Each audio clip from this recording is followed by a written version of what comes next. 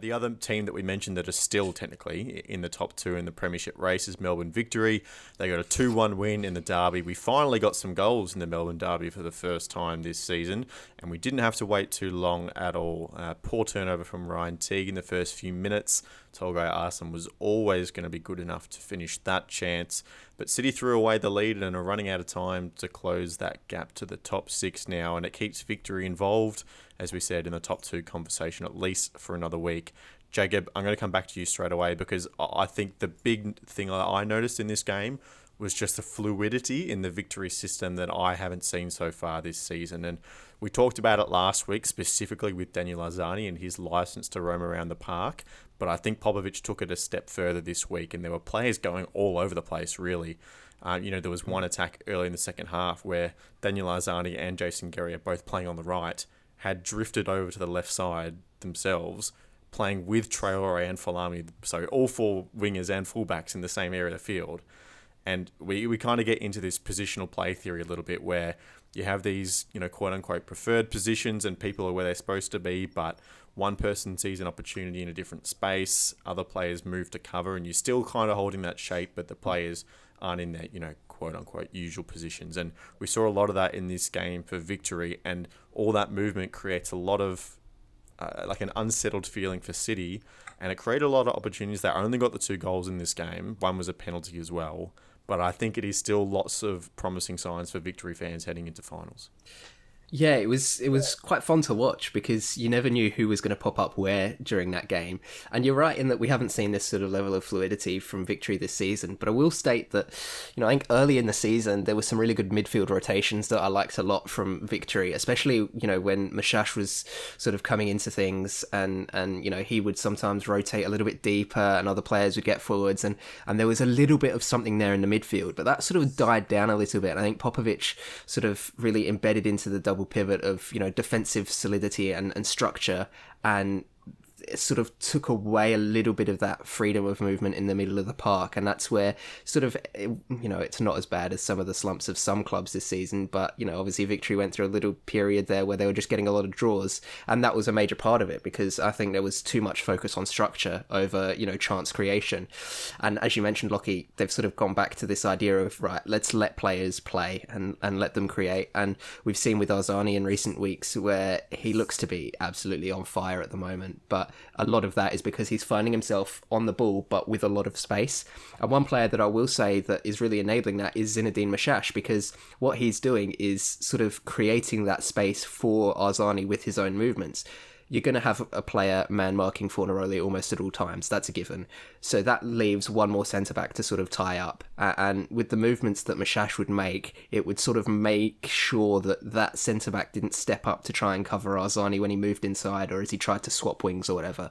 And I think that that's something that, people will look at Arzani and go, wow, he's doing a lot, he's finding himself in space, but they won't sort of understand why he's finding himself in that space and where that space is coming from. And it's because of Mashash. And, he might not have contributed with a goal like he has done, throughout the season. He's been very good in front of goal. But, I think that without him in the team, it would have been a little bit different there because Arzani wouldn't have been able to get into that space as much.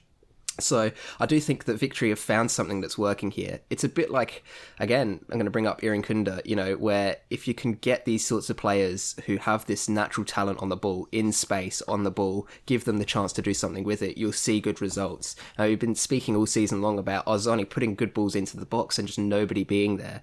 And I think now that he's got a little bit more freedom to even just drive at goal and cause problems that way, I think we're seeing some really good results for Victory, and it's coming just right at the perfect time of the season. They've not left it too late to not be in contention for top 2. They're right in it now. There's still a few games left to grab points, and like we mentioned before, they've got that big game against the Phoenix coming up where, that could be a huge one for their season. So I think Popovic is onto something here. And it would be a shame for him to move away from it again, like he did sort of towards the start of the season.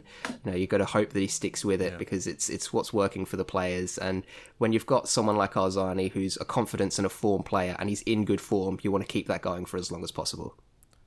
And, last week we posed the question that after that really great performance against Perth, was he going to be able to follow it up? Because he's had a couple of those games this season and he's just fallen away completely. And now I wouldn't say he quite, was lights out like he was last week, Azani, but he definitely didn't fall away. He was beautiful, right?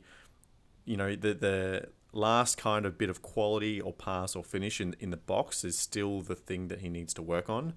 But, the passing, the flair, the dribbling, that was all there again this week.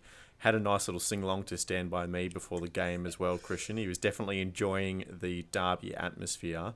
And as Jacob said, it's all happening right at the correct time, 3 weeks out from finals. Yeah, you're right, Lockie. And you mentioned, not particularly being lights out. I agree with that. But at the same time, I think he's at a stage now where it's just all about slow steps for him. Just trying to gain that consistency like we've been touching on previously in the past few weeks. And, I thought I was impressed with his performance, throughout the game because, last week he was superb, but like we've mentioned, we want to see those showings on a regular basis. And, I thought the way he sort of took the game by the scruff of the neck, although he didn't, sort of make that final pass or he wasn't clinical, with some of the shots he had, he caused havoc at the end of the day. And, it's his movement, his ability on the ball to just make something happen. I thought, a real testament to his mentality because, no doubt he's heard outside noises, perhaps from some people saying, they're disappointed that, he hasn't quite lived up to that golden boy status that, we originally, sort of made him out to be. But, to take a step up like that in such a massive occasion, proves that, he's maturing, and that's what we want to see.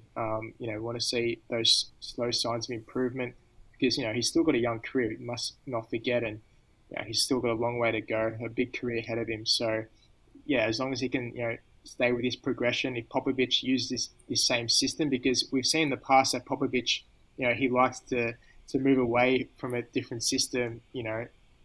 If a system suits Azani, then maybe a couple of weeks later he feels as though he might focus more on the defensive side. Popovic needs to really stay consistent with this. Now he's found the formula, and now they just got to kick on. And Azani's a real focal point.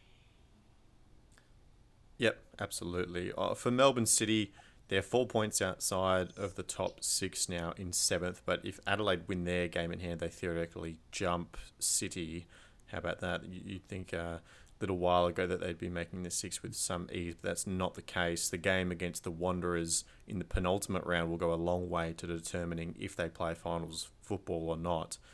And Will, a big story in this City team that we haven't really talked about too much in the show is Jamie Maclaren. Now, this marks the 5th game that Max Caputo has been preferred over the A-League's top goal scorer of all time. And this is no slight against Caputo. He's been more than serviceable during that period of time. But Maclaren is the best goal scorer the league has ever seen. And now, back in January, Marco Monteverde was reporting that contract talks between Maclaren and the club were stalling. Add to that some speculation of links to Auckland FC, and if that was the case and those were true, you can understand why City would look to the future. But, there's a season now, and Jamie Maclaren has scored a lot of goals for that side, and they're going to need them if they want to crack into the 6 this season. Yeah, exactly. You can look at the two sides of it, really. So there's the form early in the season, he kind of had a little slump, and it wasn't there. But he's done it so many seasons in a row where he does have little few game runs where he goes without the goals or the assists, but you'd always back him to pick it back up, and especially heading into finals. It seems like a little bit of a bizarre choice as they are at such a crucial juncture in their season, and it's a little bit almost too late now for him to even have an impact if he does play the next 3. It's not like they're cruising in 4th or something, and finals is nearly safe, and they're allowed to plan for the future with Caputo. But yeah, it is bizarre as they do sit outside that top 6. It does seem as if there is some knowledge at the club that he won't be there, and that this is a project thing. It's a bit of a Mbappe at PSG situation where we know he's going to go. So why do I need to play him? Which is a little bit odd because, surely the results now matter and are more important than a few games for Caputo to kind of get blooded in a bit more. But it does seem likely that he's off, even if he wasn't already. I don't think he'll like just sitting there And yeah, I'm sure if he wasn't planning on moving before, he definitely will now. One thing I'll add to this McLaren stuff is that in the past he's been one of those extremely clinical strikers, but he's also been on the end of a lot of really good chances, and I think that's been one of the problems this year for City. And perhaps this comes back to Lecky's injury very early on, was that, you know, he's used to playing with that sort of very traditional wing play where he's going to get a lot of service from out wide from the likes of Lecky. And this season it's changed, and Tolga Arslan's become really sort of the focal point for the City attack, and it's coming a lot through the centre. And I don't know whether it's a case of he's just feeling like there's a little bit of congestion there, he can't find the same sort of space that he likes to find, but his expected goals numbers are massively down on where they usually are in a season for him. And I think that sort of indicates that he's just not getting the service that he's used to, and he's sort of struggling to fit into this new look City side where a lot of it is, you know, a lot of the players coming from the centre of the park. Yeah, just to counter your argument a little bit, I think his missed big opportunities numbers are also quite high relative to the rest of the league. So there's definitely an element of not receiving the ball like he probably would prefer, and then probably not also being able to put away his chances. And there's nothing to say. There is an argument to suggest as well. Like before he was dropped, he was down on form. He went through his longest run of not scoring in the league, and so it could be understandable why he was dropped for that reason as well. What I will say is it's going to be very interesting to look at the new Auckland signings, and if we somehow learn who and when they were signed and the reaction from the clubs at different points in times in terms of playing them, because there have been rumours all over the place for lots of different A-League clubs, and if they are to be believed, then different clubs have handled them in very different ways. So that'll be a very interesting conversation.